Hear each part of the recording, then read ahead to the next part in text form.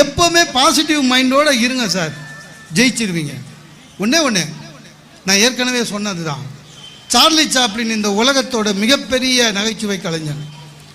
அவர் நல்ல பாப்புலர் ஆன பிறகு யூரோப்பில் ஒரு இண்டோர் ஆடியத்தில் பேசுகிறாரு, சிரிப்பாக பேசுகிறாரு. ஒரு நகைச்சுவை சொன்னாருங்க.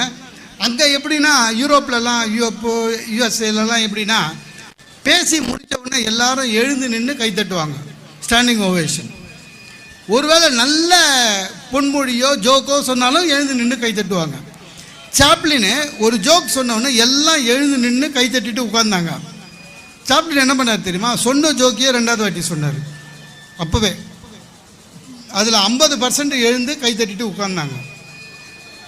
நம்ப மாட்டீங்க, திருப்பியும் 3வது முறை அதே ஜோக்கியே சொல்கிறாரு.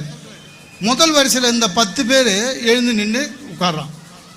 நம்ப மாட்டீங்க, 4வது வாட்டியும் அதையே சொல்கிறாருங்க, ஒருத்தனை எழுந்துக்கல. அப்போ சாப்ளின் சொன்னாராம், சிரிப்பு வருகிற ஒரு சிரிப்பையே உங்களால் 2வது முறை கேட்க முடியவில்லையே, கேட்க பிரியப்படவில்லையே, அப்படின்னா வாழ்க்கையில் என்றைக்கோ நடந்த துன்பத்தை மட்டும் அடிக்கடி ஏன்டா நினச்சி கஷ்டப்படுறீங்க, துன்பத்தை மறந்து விடுங்கள் என்ன, அதுதான் உண்மையான நல்ல வாழ்க்கை. சார், மனிதர்களை படிக்க ஆரம்பிங்க சார். நம்ம சொல்கிறது தான், இந்த பீட்சா ஆர்டர் பண்ணிங்க வச்சிங்களேன், ஸ்கொயர் பாக்ஸில் வரும்.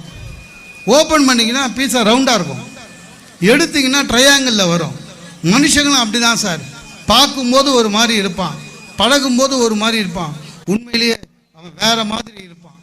மனிதர்களை பழகுங்கள், மகிழ்ச்சியாக இருங்கள் என்று கூறி இந்த வாய்ப்பு வழங்கிய அருண்குமார் அவர்களுக்கும் மாவட்ட ஆட்சிக்கும் என்னுடைய நன்றியை தெரிவித்துக் கொண்டு விடைபெறுகிறேன்.